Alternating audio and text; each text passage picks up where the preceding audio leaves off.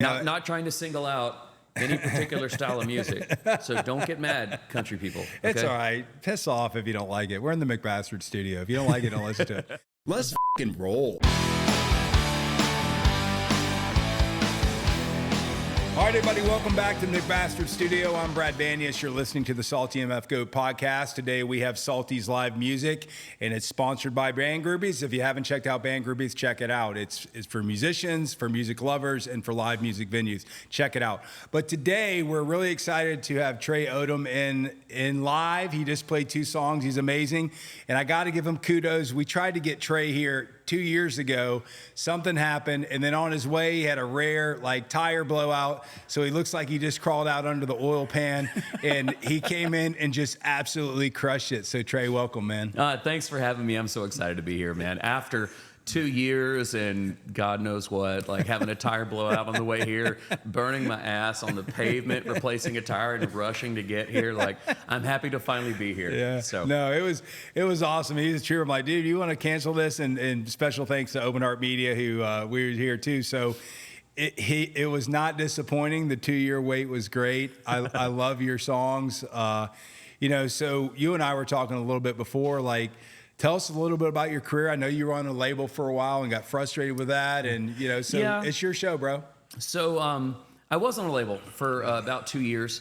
And I mean, nothing against the label I was on. The guy that ran it, who has now since passed, his name is Chaz Childers, amazing, wonderful guy. Just, I don't think it was a very good fit for me because I didn't release anything during that 2-year period. And, we were talking earlier that, the state of the music industry, you could go on for hours about that, but the nuts and bolts of it is that most of your artists, they're not good at self-promotion and they don't make a whole lot of money, and recording and releasing music costs a lot of money. Yeah.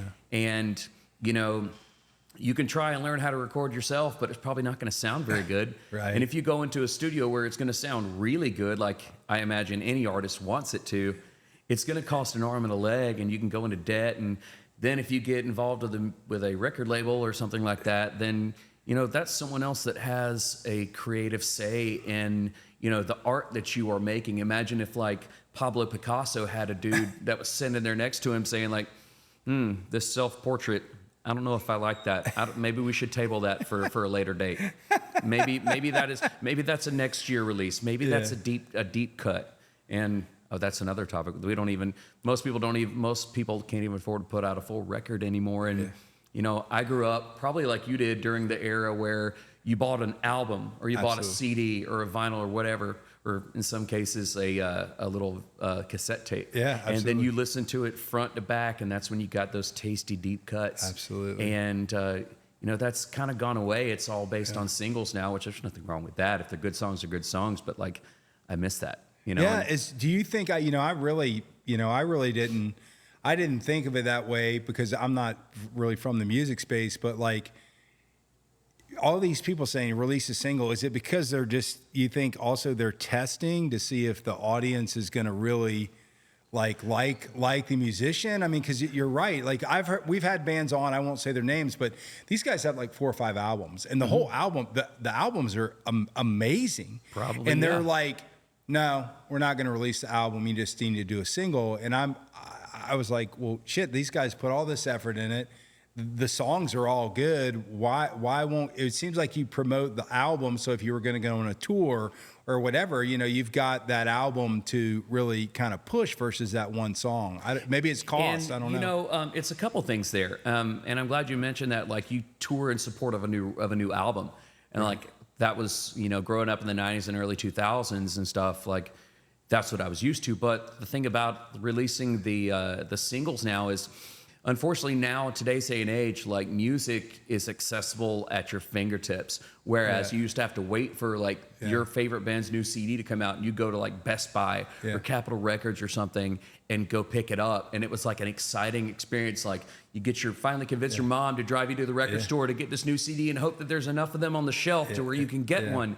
And it used to be that way. But now music is so accessible, and there's so much of it all the time that it's instant gratification. Yeah. It's moved from waiting on a nice steak dinner, waiting on the cooking and everything, to okay, well, if I want food, I just go to McDonald's. It's already ready for me. Yeah. So that's one side of it, is that it's just instant gratification. You have to constantly, people aren't satisfied anymore. Yeah. Like you hear one single, okay, what's next? What's next? What's next? Instead of just savoring it. But then also with regards to like streaming, not a lot of people that aren't musicians understand like how royalties are paid when it comes to streaming, because if you have one song on Spotify, then that's considered one piece of inventory. If you have 5 songs on Spotify, that's considered 5 pieces of inventory that you're getting paid royalties on. If you have one album on Spotify of 12 songs, that's one piece of inventory that you're getting paid royalties on, which is why you're seeing a lot of bands release a bunch of different singles as their own individual release. Makes sense. Because you got to do what you got to do to make a little bit of money doing this nowadays, because there's not much anymore. Yeah, what do you think about, so I obviously we've got more into it now with what we're doing here, so we're paying more attention to it. But, people were telling me like that the live music era is coming back even in small venues because of the streaming revenues are not, they're not there. They're not there, and they're not, and they got, these people are trying to make a living, right? They're trying to make a living. So there's like a kind of a renaissance, I guess, back in live music. I've seen bands playing like big house parties now. Like, like big bands, are like, yeah, we're going to set up a house party and, you can invite 300 people or whatever. I think that's pretty cool. What do you feel like? Is that true? I mean, I would say it's very true because, for a while there was a lot of money in, releasing records. And people would go and they'd spend anywhere from $10 to $20 on a record at the store, and you get a decent chunk of that. Whereas now you release a record, someone listens to it all the way through, you get like a fraction of a penny. Yeah. So that's why, live music is making a comeback. And, that's the only real place that, musicians that are full-time, like a lot of my friends and myself that I know, like that's where we make our money, is performing live. And even that doesn't make a whole lot of money, but it makes a hell of a lot more than, getting that streaming check every 6 months for $30. Yeah, that's insane to me. I mean, with the accessibility, everything with technology is, I think it's great, but it's just kind of like it's the goldfish principle, if you know what that is, that like the humans they have a lower attention span than a goldfish, which is 8 seconds. Mm-hmm. And I think that's sad because I like the old, like on my playlist or whatever, it's old school bands. And I miss a lot of that, like the whole bands. Like you got a guy that's got a really good voice. Maybe he can't, he doesn't know anything about music, but he's got a really good voice and he can write good songs and they can build them up or whatever. That guy can skyrocket, where you've got a musician, the guy that's been, learned to play guitar, learned to play drums, writes their own lyrics, writes their own music. And that art, like, it's almost like even with the AI bullshit, it's like, oh, well, write me a song about, Write me a song about this. It's almost guaranteed to go viral, because going viral has become the new, like, back in the day, it used to be like, if you're an independent artist, you want to sign that record deal. Yeah. So finally, like, that's how you've made it. Nowadays, it's like everyone's rushing to go viral, so to speak, and like go viral due to this one clip of this one song that happens to be pretty catchy. Yeah. And then you go viral for about a week, and then you potentially make a lot of money. But then after that, it goes back to the whole like instant gratification thing, where people are like, okay, what's next? What's next? Yeah. Yeah, well, it's so funny. I wasn't a podcaster. People laugh, like they think like, we did this to kind of support Salty and our brand, and then kind of just walked upon this whole Salty Lives music. Like we just kind of, but to me, like sitting down to look at you and understand what you are and get a feel for what type of person you were and like whatever, to me, like that's music. Like I want to know the musician. I want to say, yeah, you're awesome. Like you're a hell of a musician, but like you're a good dude. Like you're an everyday dude. And like because you and I haven't talked a lot, but like my persona of you of not talking to you, and then me and you're like, this guy, like this is your guy. Like this guy, you sit down, he drinks beers, do whatever we're gonna do. And I think that's missed. Like it's missed if you're not at a live show, or you can see how a guy or a lady, women artists too, but like how they engage with their fans. Do they sign the autographs? Are they spending time with them? Like to me, that's someone I personally, as a fan, like I want to support those people. Yeah. Yeah. Not some fabricated, Hollywood, douche. Excuse me. Well, I can say it's our show. It's your show. You can say whatever the hell you want. Douche bag. But I mean, like you don't. I don't see why people are drawn to that, because it's not real. It's not. I don't know. That's just my pontification. It's not real, but it's kind of like represents what like we used to see in magazines and on TV before we had so much access to these famous people. We just saw them as this person we see on the screen that has this wonderful life, and you see them on the red carpet and things like that, and you don't know if they're actually a piece of shit in real life. And so like nowadays, when people have a lot more access to who you are as a person, and if you don't give that access to fans, like that is out of the norm now, to not give access to your personal life and give access to who you are as a person outside of the art that you create. And so, you know, in my life, I try to just not be a piece of shit. Yeah, you're not. I've definitely done some shitty things in the past, for sure. But for now, I just try to be a good and kind person, and just try to just roll with the punches. Just like today, when I have a piece of like bended steel rip into my tire, just try not to let it completely derail your day, and just take what comes and.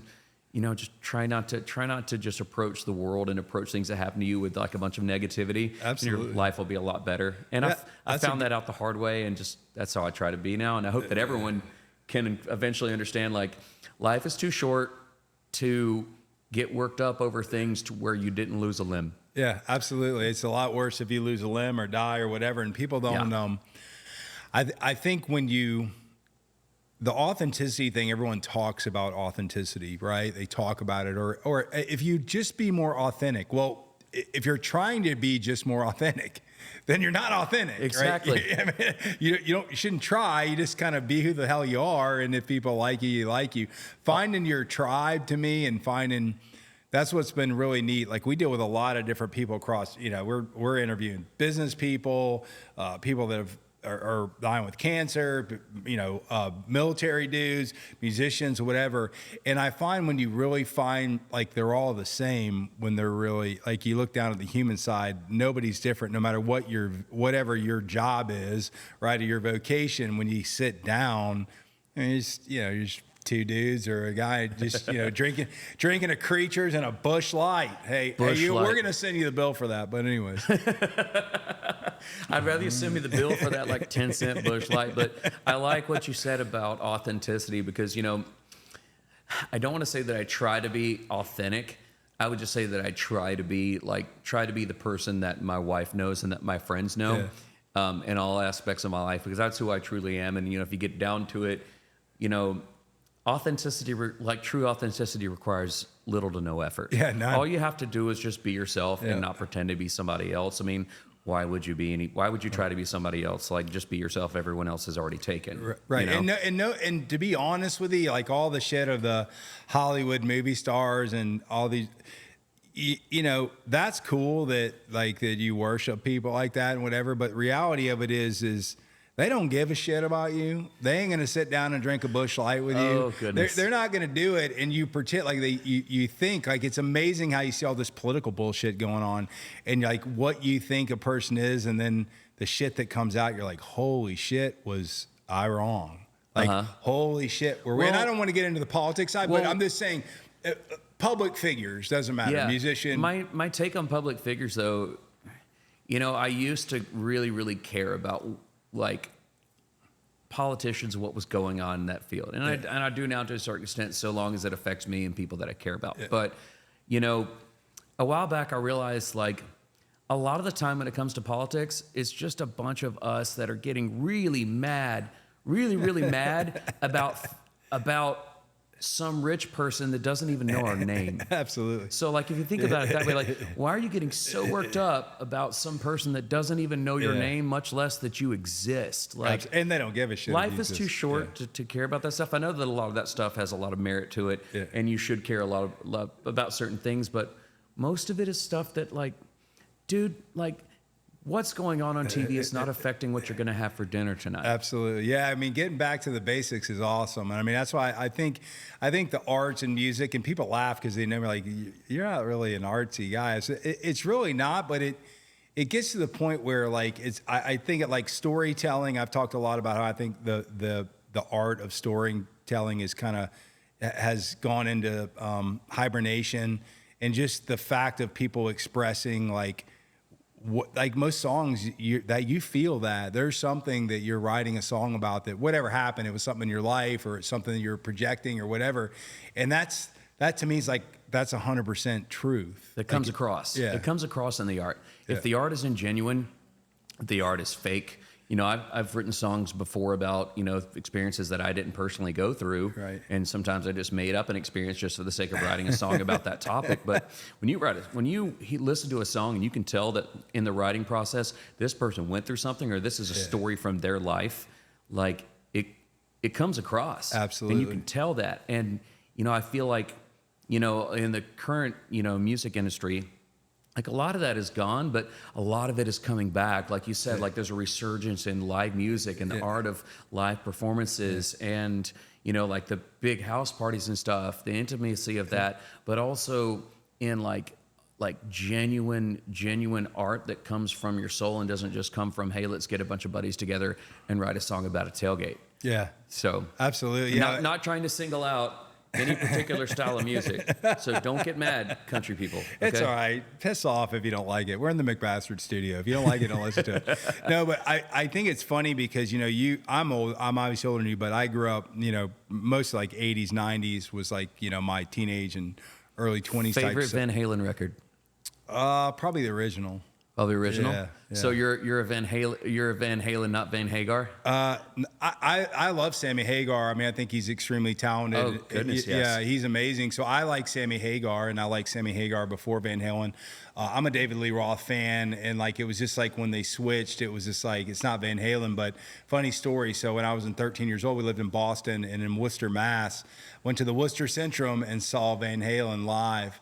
Really? And it was amazing. You saw Van Halen in the 80s with David Lee Roth? Yeah. It was, yeah. Oh, I never saw Van Halen with Sammy. I couldn't. I love Sammy, don't get me wrong, but I just, like, his presence, like David Lee Roth, whether you like him or not, and I'm sure they're all the high kicks and stuff, I mean, and jumping around stage. Like, that's what you, in the 80s, that's what you wanted from a front man. Like, big hair. That was the art of being a front man. You're, like, all over that stage and, like, just entertaining. And I wish, because I was born in the late 80s. Okay. So I'm significantly younger than you. Yeah. You're not old, though. Yeah. Don't get me wrong. Yeah, that's but, cool. like, I wish I could have been born, like, 10 years earlier so that I could have been a kid and gone to a Van Halen concert and, like, seen David Lee Roth jumping around stage and stuff, and then Michael Anthony with that Jack Daniels bass that he had and stuff. It was amazing. I mean, and watching Eddie Van Halen play Eruption, and you know, it was like goodness. it was just like it was a shock factor too. Like, and I mean, I've seen Rush, Aerosmith.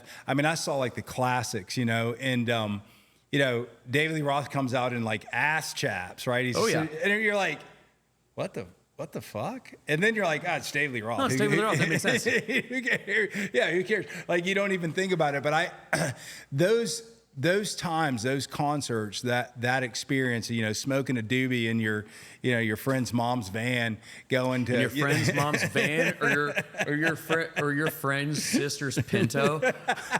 I mean, you can't. I mean, if you haven't smoked a joint of Pinto, you're not living. I think they came with them pre-installed in there. They had a pack of them. That was like the dealer's special or something, like the higher trim package. Yeah, don't sit in the back. That's where the doobies are. That's where we hash.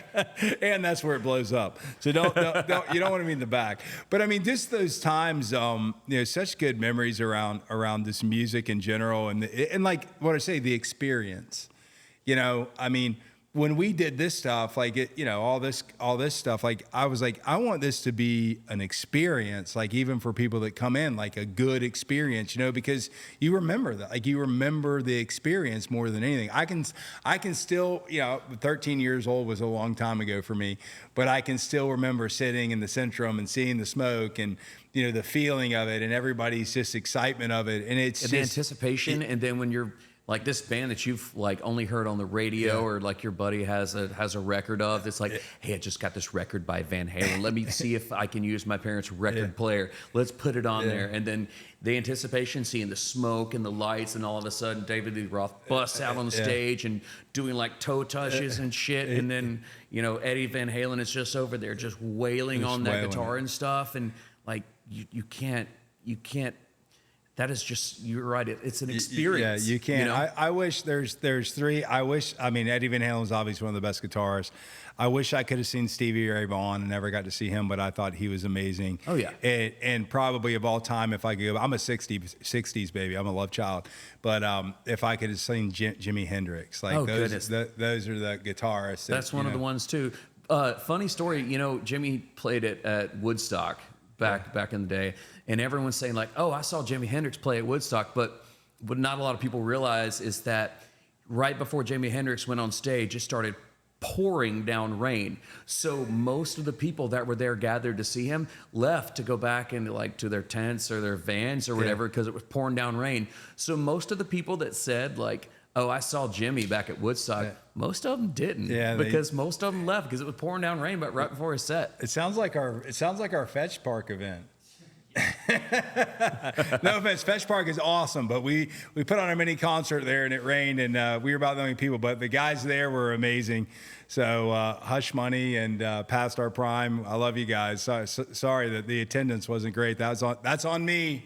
I took the blame. They said, "Call it. It's going to rain," and I said, "No, it'll be fine." So the show must go on. That's what I said. The show must go on. We're going to do this, rain or shine. Sorry, I cannot count how many times I've had to play in the rain or play in an area where I was like my gear was covered. Thank goodness. But then everyone else got rained on, and God bless the people that stuck around to watch us, or went and found an umbrella in like the trunk of their car or something. What's your like you've played for some big guys. Like what's your most memorable or like best venue or event you played at? Like you can have one, say top three or whatever. Like what did you feel like top was three? Cool? Well, number one was more of a surreal experience because back in 2014.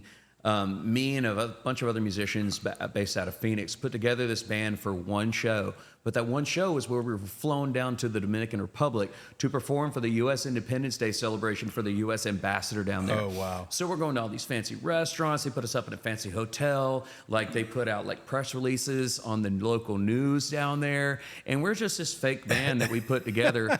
Shout out Britain and the Shakedown Authority. But it was funny because there was a press conference that went on, and we weren't there, but we were told by the U.S. ambassador that was there. We're like, yeah, they mentioned that, hey, we're having music by Britain and the Shakedown Authority, and some chick stands up that's one of like the press people or something. She's like, "Oh my God, they're my favorite band. I have all their records." I'm like, we're not even a band, but I appreciate the clout chasing there, bro. That's awesome. But then, I've got to play some really cool shows. Like I had a side band that was just me and a bunch of other dudes that just got together and wanted to play music just for fun while I was doing the country thing a lot more.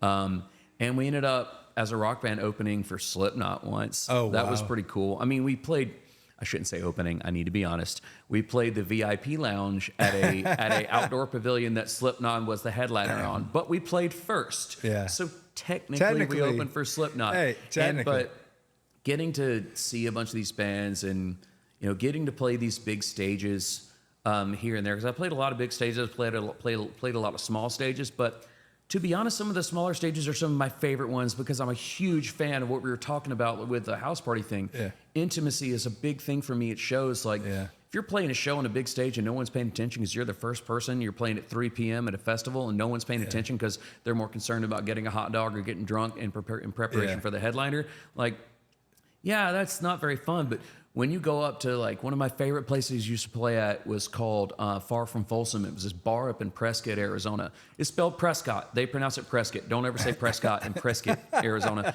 But this whole bar was Johnny Cash themed, right? It was like a Johnny Cash museum. And every time we would go up there, my band, we would drive up from Phoenix, about maybe 2 hours up there. And we'd go and play there. The crowd was just packed front to back. We had people that came out there. Every time we came through town, they came to see us and brought all their friends. So we knew half of the people there. And it was just a big, wonderful party. Yeah. And like we had people that would be bringing up shots of Jack Fire up on stage. And shout out to my former bass player, Jeff Hecht. He would always make sure that everyone had a shot of Jack Fire before we went on stage. But like my favorite venues to play out are some of the more intimate ones where like, there's just regular people that didn't spend $300 to get a front row ticket, Yeah. Like that intimacy and that connection is something that I really value a lot when performing live. And I think that, a lot of people value that as much as, say going at the Centrum to see Van Halen, Yeah, well, I mean, it's, and also I think that's why, like, one of the things that, we, not to bring it back, but it is our show, so we'll do what we want. Like, to bring back, like, band groupies, like, in this area there, and you're not far from here. In this area, there's so many talented musicians. Oh yeah, right. And you've never heard of them. And like we went to we did 420 Fest, and God bless you guys for giving me a press pass. I don't know why you did that, but we were down in there. But like you said, the opening bands on the first day, I mean, they're like 3 or 4, and it's Friday. There's not, most people aren't got off work, whatever. Yeah.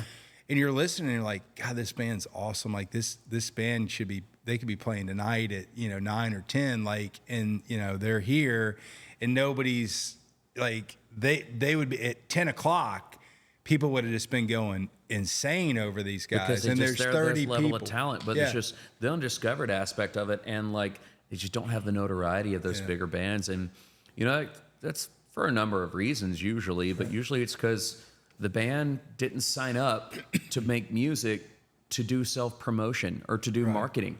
They didn't sign up to play in a band to be a marketing major. They signed up to play in a band to create awesome art with an instrument or with drums or guitars, bass, anything like that. Right. They didn't sign up to be self-promoters. Like, how can you expect that from them? And most bands and most artists, myself included, are terrible at self-promotion. Shout out to my wife, Lindsay, for being the best management and booking and promotions that I could have ever had. So she's awesome. That's a big reason that a lot of those bands don't necessarily get the traction that they deserve for their level of talent. Is just they just don't know how to get their name out there. They don't know how to, contact these festivals. And I mean, they know how to contact them, but when they contact these festivals don't know their name. Absolutely. They're like, well, fuck you, dude. I don't know who the hell you are. Yeah. I mean, I guess we have an opening slot to fill up at like 3 p.m. on a Friday. No one's going to be there, but here, we'll pay you a bare minimum. Like, that's a lot of it. And it's unfortunate because there's, like you said, this part of Georgia is just saturated with so much good talent. And when me and my wife moved here in 2020 from Arizona out west, we moved here and I told her, I'm like, there are so many good musicians here. It's stupid how many good musicians that are here. And even after being here for 5 years, I'm still learning about bands and solo performers and other artists and other musicians that are just incredible, but I just haven't heard of them yet. Yeah. Well, we aim to change that. Yeah. Through Band Groupies. Check it out, bandgroupies with the EZ.com, because that was the whole reason we started that whole process is we listened to a band. I couldn't believe it. And my wife's like, well, what the hell are you going to do about it? Like, you don't know anything about this. So I said, well, we have a venue to interview them. We have a venue to play music. We can write some stuff. And like, it changed my whole perspective because I can be honest, I didn't pay any attention like to what was going on. Like, and I was like, and then when I met these people and like yourself and how talented you are and listen to your songs, I was like, holy shit. Like, what are we doing? Like, these guys are better than the guys that are the hits on the radio stations or on Spotify with, 5 million views or downloads. I'm like, this guy, these bands, this girl, like, they're better than some of these people. And it just pissed me off because it's an awareness. It's 100% awareness. Oh, yeah. And screw it. We're going to change it. I don't give a shit if you believe it. No, we're doing it. So we're definitely doing it. But that's what a lot of these bands really need is they need someone like you guys to really, take it upon yourself and make that the hill you're going to die on to get these people, these artists that, aren't good at self-promotion, myself included, like to get them the kind of platform that, might help them book, bigger gigs and stuff, but also get them the kind of attention that they really deserve for their level of talent and more so their level of dedication to the craft, because no one gets into making music in order to retire on it. No one gets into music because there's good health care. Like there's no health care, there's no 401k, there's no retirement. You do it until you can't anymore. And then after that, you're like, okay, well, what do I do now? I don't know. Yeah. It has been growing up being an entrepreneur in businesses. I equate it to, like I was talking to him, I'm like, I mean, you're describing the life of an entrepreneur. Like that's what you are. I mean, that's your business. That's how you anything you try to make a living on is your business. Oh yeah. And it's hard for some people to kind of, say, oh, well, I love this or whatever, but it is a business. And I think that's why a lot of these people, when they partner up with people that are business people, they start to explode. Right. Well, not everyone has that option. Not everyone has that opportunity. Not everyone knows someone with a whole bunch of money and a good mind for business. Yeah. Everyone knows someone that, says, hey, you need to play here. Yeah. Like those kind of connections are, they're many, but like not everyone has access to someone that's like, all right, I'll throw a whole bunch of money at your project so that you can get the kind of recognition that you deserve for your level of dedication and talent. But the access to that is difficult. It's difficult, yeah. And I went through it, first starting out as a musician, like cold calling, bars to say, hey, I have my band, I want to play there. Like, okay, well, we've never heard of you.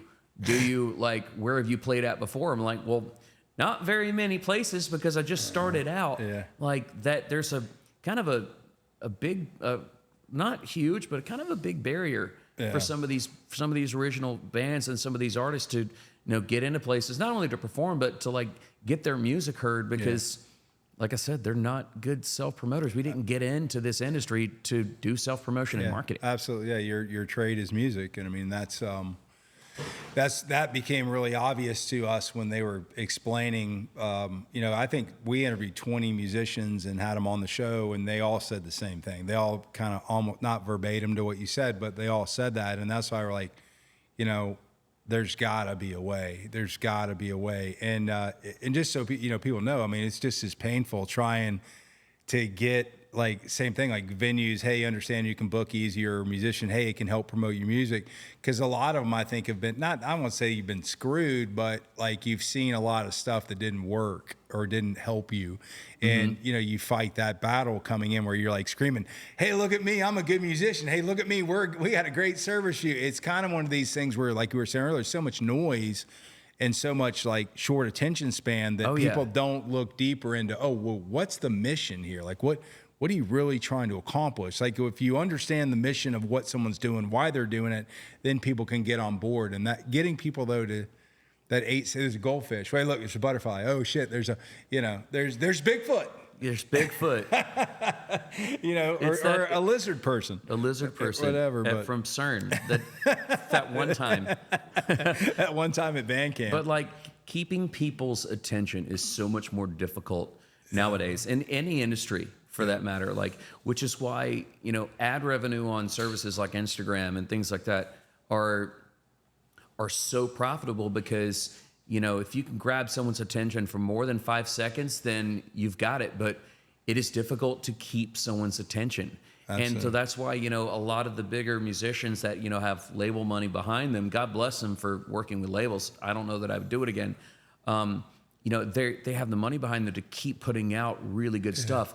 Almost on a weekly basis if they want to. Absolutely. Other musicians that are independent, myself included, like I was just in the studio yesterday, and before that, it was a month before that because for scheduling and other things. But like when you're doing it on your own, it's a lot harder to keep people's attention and keep putting out content. Absolutely. People always say, gotta keep putting out content. It didn't used to be that way. Your content was your record that you spent probably 6 months to a year recording, and you put your heart and soul into, and you're proud of it, and then you expect people to listen to it all the way through. Now it's just like they want a new single every 2 weeks or every 2 to 6 weeks. I don't know what the current standard is, but it's I think it's universal for everyone trying to break through. So I mean, I think the message is out there. It's kind of, you need the process or systems to kind of change the way it's done. Maybe that time is now. But like, so what's next for you? And like, what do you want to tell your fans? I know you've been around doing stuff. Your music's amazing. Well, like,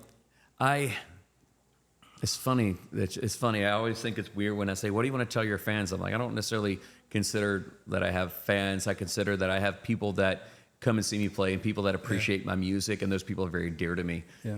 So that goes back to the whole intimacy thing. Like I feel a connection with these people that get something out of my music. But I haven't released something in several years, but That's changing over the next year. And I've said that before, but like, recording things costs a lot of money, and I'm putting a lot of whatever money I make into the studio right now. I was just in there the other day, and then a couple weeks before that. And, I'm, instead of putting out singles like I was always told to do, and I was always told, don't bother with a record. No one does that anymore. Now at this point, I'm like, screw it. I'm going to spend the time. I'm going to record a full-length record. Good. That's what I'm doing right now. It's going to be some of my back catalog stuff and then some new stuff that I've written that no one's even heard yet. And I'm going to put it out because at the end of the day, like these people that are saying, hey, you need to do this, you need to do that. Whenever anyone starts a conversation with me when it comes to music by saying you need to or you should, I'm just like, okay, I'm not going to listen to you. Like, I'm going to do this my way at this point because in 60 years, I'm probably going to be very, very old, and I'm going to want to have something that my great grandkids can listen to get some sort of insight into how my brain and how my heart works, and feel like they have some sort of connection to me, when I'm gone. And that's what I'm about nowadays, more so than trying to, quote unquote, get famous or make it or, go viral. Like, I want to create art, musical art that means something to me and that I'm proud of. I don't want to create something that's empty, and something that I just did just for the sake of doing it. Anything that is worth doing well. And that's that's my endeavor right now. I'm working with a couple different studios right now, and I'm taking the time to do it right for the sake of when it comes out, being proud of it and not thinking, I like that song, but it could have been better, or I wish I wouldn't have taken this producer's advice on how the song needs to go, because it's like that. It goes back to the whole authenticity thing. The closer I can stay to my authentic self, the more it's going to reflect in my music, and that's going to reflect in how people connect with it. Absolutely. I think you're on the right road, because I think that, even, we do a lot of stuff around, marketing and stuff, even not around this brand, obviously, but in our other brand. And, we're always people are always chasing, trying to hit that viral. You can't control whether something's going to go viral or not. No. Some of the dumbest shit goes viral, and then some of the best content, best information is never viewed. So I think if you're just doing that and you're consistent in who you are and what your music is, like eventually, like I kept saying, like find your clan, right? Find your troops, find your tribe, your bros, your sisters, your tribe, whatever.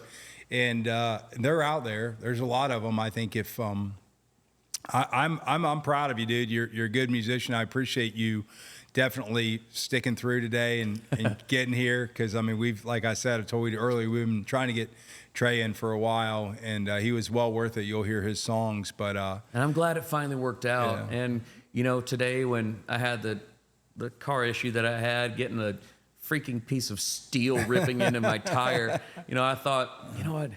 I don't know, maybe I should just call him and say, hey, let's try and reschedule. But then I thought, you know what? Fuck that. Like, I didn't lose a limb. I got the tire fixed. It's not a big deal in the grand scheme of things. I'm not going to let this ruin my day. I'm going to still show up, and we're going to have a great time. So, if you can adjust when things like that happen, bad things happen, if you can adjust your mentality to it, it makes all the difference. Like, you can't control what happens to you, but you can control how you react to that or how you respond to that.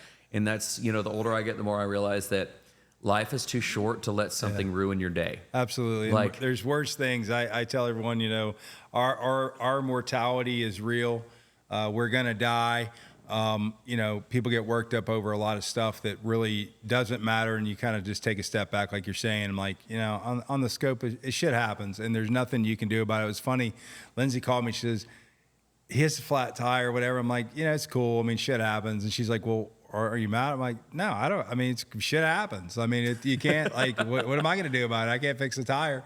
So I'm like, tell him to take his time and whatever. But you've been amazing, dude, and we're excited to launch this. And, you're part of the McBastard family now. And hell yeah. You're welcome here anytime. Thank you guys so much for having me. As soon as I walked in the door and met you guys for the first time, I'm like, oh, this is going to be fucking fun. Sorry, Mom, if you hear this. Sorry for my language, but there's bastard on the wall right there. So you knew what you were getting into when you turned this on. Hey, Mom, we're the good bastards. We're not the bad bastards. We're the good bastards. We're the good bastards. But again, thank you so much for having me today. Absolutely, and I'm man. so glad that we were finally able to make it work.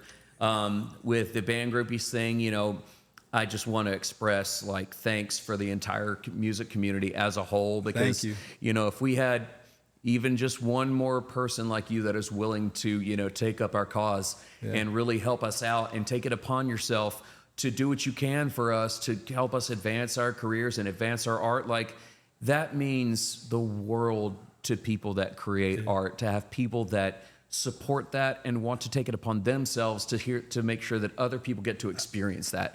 That means the world, and I thank you guys for doing what you're doing. Well, thank you, man. We're trying to find our tribe. So, I mean, that's, you know, we believe musicians can be part of our tribe, and that's what we're trying to do, right? I mean, our whole thing is, our whole Salty slogan, so you know, people don't talk about Salty, but the main brand is, you know, friends, family, and loyal motherfuckers.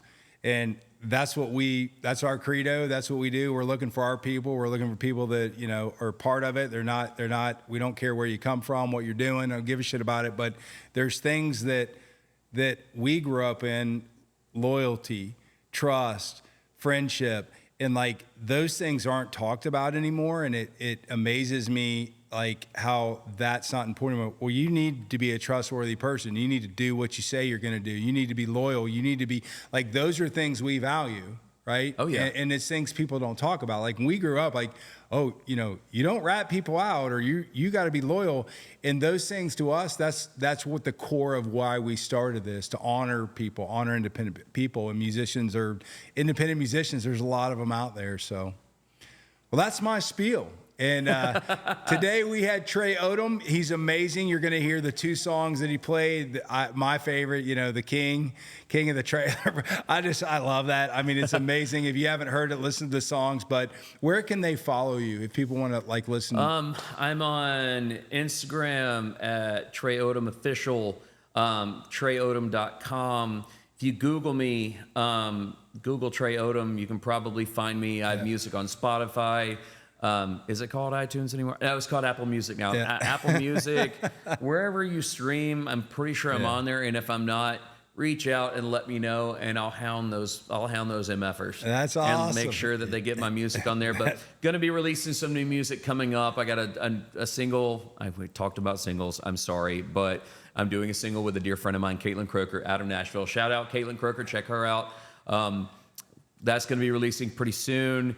And after that, expect a full-length record, which I am so excited about. That's awesome. I'll actually tell you the first person. You're the first person I'm going to tell this. The title of the record is going to be Man as an Island. Man as an Island. You heard it here on Salty's Live Music with Trey Odum. That's all.